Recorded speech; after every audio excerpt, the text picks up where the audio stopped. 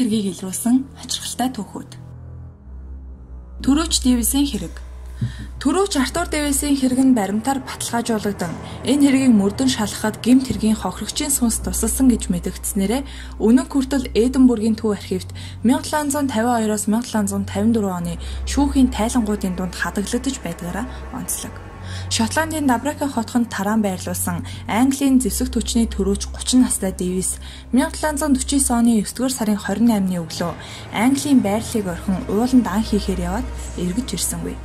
Түүнийг 4 өдрийн турш хайсан ч олдоогүй учир золгүй явдал тохиолдсны улмаас ангал чулуун нуранг уулын түргэн урсгалын аль нэгэн дүртэн цогцсон үүр даалга олжээ гэж бодцсон эвлээ зогсоожээ. Үүнээ эрэхтэй олон зуун жилийн түүхтэй Англи шотландчуудын хоорондын дайсагналцын улмаас түүнийг анчин Дункан Клерк ой хамгаалагч Александр Макдоналдын хамт хөнөөжээ. Тэд түүнийг Кристи Хил уулын хормойд буутчихад алтан бөгж цаг мөнгөтэй итэвчийг нь авсан байна. Тэр үеийг хүртэл нэг ч зоосгүй явсан анчин Клерк өөртөө 2 пэм шууд худалдан авав. Гэсэн ч гэрч болон хохирогчийн цогц байгаагүй тул хэргийг шүүхэд шилжүүлж болохгүй байлаа. Харин 1750 оны 6 дугаар сард Дабракагаас 2 милийн зайд Кристи Хил уулын бэлд амьдардаг залуу малчин Александр Макферсон Криста Хилийн бэлд нэг шөнө аимшигтай сүнс харжээ. Түүний орны өмнө гинэт цусурсан хүний манантай дүрс сүмэлзэн гарч ирээд би төрөөч Дэвис байна гэж хэлсэн байна. Удаан үргэлжилсэн яриандаа түүнийг Дункан Клерк Александр Макдоналд нар алсан болохыг мөн өөрөөс нь үлдсэн юм хитвч байгаа газрыг зааж өгөөд өөрийнх нь найз Дональд Фаркостай холбогдож болсон явдлын талаар ярьж өгөхийг сүнс хүсжээ. Айсан малчин сүнсний зааварчилгааг ягштад биелүүлэхээс өөр арга байсангүй. Тэрээр түүний найз Фаркостай уулзаж бүх зүйлийг ярьсны дараа удалгүй заасан газраас нь хэн нэгний арга хэсэг олов. Хадгалагдаж үлдсэн зүйлс үс хувцсны үлдэгдлэр нь Артур Дэвисийг таньсан байна. Дараах нь төрөөчийн сүнс малчин дээр 2 дахь удаага цогцсыг газар онгоолохыг хүсээд алуурчдын нэрийг дахин дурджээ. Англи Шотландын харилцаа төгшүүртэй үед алагдсан төрөөчийн сүнс хурж ирсэн юр босын зүйл учраас хэргийг нийтийн хүртэл болголгүй бүх зүйлийг залгүй явдал тооцсон Дэвисийг чимээгүйхэн оршуулгаар шийджээ. Тэрч бүхэл анчин Клеркийн амаргийн гарт төрөөч Дэвисийн бөгж байгааг Фаркос ажигласан боловч юу ч хийсэнгүй. Хэрвээ энэ түүх санамсаргүй тохиолдлоор үргэлжлээгүй бол төрөөч Дэвисийн хэрэг дарагдаад өнгөрөх байв. Удалгүй нөгөө малчин Макферсон анчин Дункан Клеркийн ажилд хүлсэгджээ. Нэгэн удаа хоорондоо маргалтны улмаас эзнээ төрөөч Дэвисийн алуурчин гэдгийг засаг захиргаанд мэдэгдэн гэж малчин сүрдүүлсэн байна. Гэтэл ажил олгогч нь түүний гайхширлыг ихэд төрүүлэн амаа хамхиж байвал ядуу хүний хувьд асар их мөнгө болох 20 фунт санал болгов. Малчин удаан хүлээлгүй энэ талаар тосгоныхонтоо ярьсан бөгөөд Дабрака хотхон орчинд төрөөч Дэвисийг алсан алуурчны тухай цуу яриа дахин дэгдлээ. Энэ нэргийг шүүх ажиллагаа 1752 оны 6 дугаар сарын 10-нд Эдинбургт эхэлж гол гэрчээр малчин Макферсон оролцжээ. Тэрээр тангараг үргэсэн шүүгчдэд төрөөч Дэвисийн сүнс ирсэн тухай дэлгэрэнгүй өгүүлж түүнийг худалдан авах оролдлого хийсэн талаар нэгэнгүй ярьсан байна. Түүнчлэн шүүх Дэвист байсан 2 бөгж Клеркийн амаргаас олдсон баримтыг нь тооцож үзсэн гэдэг. 2 жил үргэлжилсэн шүүх ажиллагаа эхэлсэн талаарх мэдээлэл тарсны дараа төрөөчийн аллахыг харсан боловч анчин ой хамгаалагч нарын занал хийллээс айсандаа засаг захиргаанд мэдэгдэж чадаагүй 2 гэрч гарч ирэв. Эдгээр баримтуудыг үндэслэн Шотландын шүүгт хэдэнд цаазаар авах оноож дүүжлэн хороожээ. Гүнгийн хатны сүнс. Ам өргөдөгчдийн сүнс хурж ирснээр алуурчныг шийдэхэд шийдвэр гаргасан ээлжит Юрпсын явдлыг тухайн үед 1-р Петрийн хамтран зүтгэгч Яков Брюс тэмдэглэн үлдээжээ. Өмнөд Францын нэгэн хотын суурин давхраас гардаг шуугааны улмаас сэтгэл тавгууддаг учраас ямар ч хүн удаан хугацаагаар амьдарч чаддгүй байшин байв.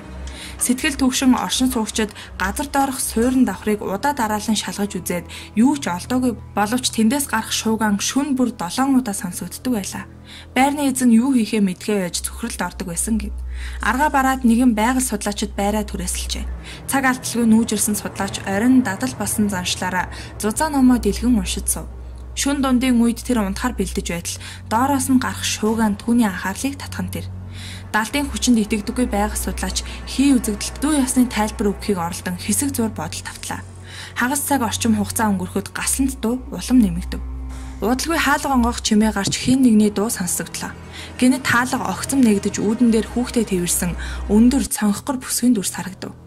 Түүний хүзүүнээс ос унжиж хүүхдийнхэн толгойд аимшигтай шар харагдаж байлаа. Бүсгийн эрдэмтэн рүү шаналсан хүний харцаар ширтснээ эргээд аяархан явж одов. Байгаль судлаач түүнийг даган доод давхар, бүр суурин давхар хүрлээ. Эмэгтэй түүнд нэгэн ханыг зааж өчгөөд дараа нь буланд очсноо гинэт замхран алга болов. Байгаль судлаач үдсэн бүх зүйлээ засаг захиргаандаа мэдэгдэн тэдний цахирамжаар байр болон түүний оршин байдаг хашаанд үзлэг хийн бууш орхисон хуучин худаг болжээ. Түүнийг хайж цэвэрлээд ёроолоос нь хүзүүндээ олсны тасархаатай эмэгтэй хүн хүүхэд хоёрын арга яс ялзарч өмхийрсэн хайрцагт байхыг илрүүллээ. Энэ үйлдвэр хэнийг болох нь тодорхойгүй байсан ч ямар нэгэн аимшигт гэмт хэргийн хохирогчех гэдэгт хэн ч эргэлзсэнгүй.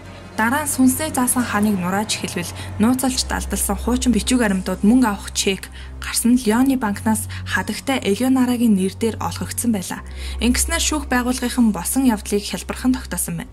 Урд нь уг байшин зочил буудал байрладаг байжээ. Залуу бэлгсэн гүнгийн хатан ээжиндээ очихоор явж байх замдаа шүн хоноглохоор буудалсан байна. Түүний баялагч шунсан буудлын эзэн тэр шөндөө түүнийг бяцхан хүүгийн хамт хөнөөгөөд банкнаас бүх мөнгийг нь авч түүний нэр бүхий чекийг нь нуувчинд хийж орхижээ. Энэхүү алуурчныг шүүхэд шилжүүлэн хорьсон гэдэг. Ус ханзонгаа авсан сүнс. Английн Каунти Дурхам нутгийн Джейсон Гримэ хэмээх тариачныг нэгэн эмэгтэй хүний дүртэй хий үзэгдэл 1681 онд 3 удаа цочилсан гэжээ. Тэрхүү хий үзэгдэл өөрийгөө Анна Волкер хэмээн танилцуулсан бөгөөд тэрээр дүүрэн цуснд будагдсан мөн тархинд нь 5 том шарх ангаан үнэхээр аимшигтэй дүртэйгээр харагдаж байсан байна. Тэрхүү эмэгтэй амьд ахуй цагтаа өөрийнхөө хамаатны Марк Шарп хэмээх залуугаас жирэмсэн болсон бөгөөд тэр нь түүнийг ийхүү зэрлэгээр хөнөөсөн хэмээжээ. Цаашлаад тэрхүү хий үзэгдэл тариачин Гримийг хууль шүүхийн байгууллагад очиж энэхүү байдлыг хэлж өгөхийг хүссэн байна. Гримэ энэхүү үзэгдэл нь өөрийн сэтгэл хөдлөлийн улмаас босон хэмээн үзэж дээр хий үзэгдлийн хүсэлтийг биелүүлээгүй бөгөөд үүнийгээ цааш нь хүнд яриаггүй ажээ. Гэвч өнөөх Анна Волкер хэмээх хий үзэгдэл дахин 2 удаа ирж түүний гуйсан тул тэрээр явж шүүгчд дээрх байдлыг ярьсан байна. Тэрхүү хий үзэгдлийн хэлсний дагуу явсаар нэгэн ой дотроос дээрх бүсгийн булшийг олж гарган үзвэл Гримегийн хэлсэнтэй яг тохирч тархиндаа 5 газар шарх болсон байлаа. Энэхүү аимшигт явдлын дараа хүмүүс явж өнөөх хамаатан бөгөөд алуурчин Марк Шарп хэмээгчийг баривчилсан бөгөөд тэрээр дээрх аимшигт хэргийг үйлдсэн гэдгэж даруй хүлээсэн байна.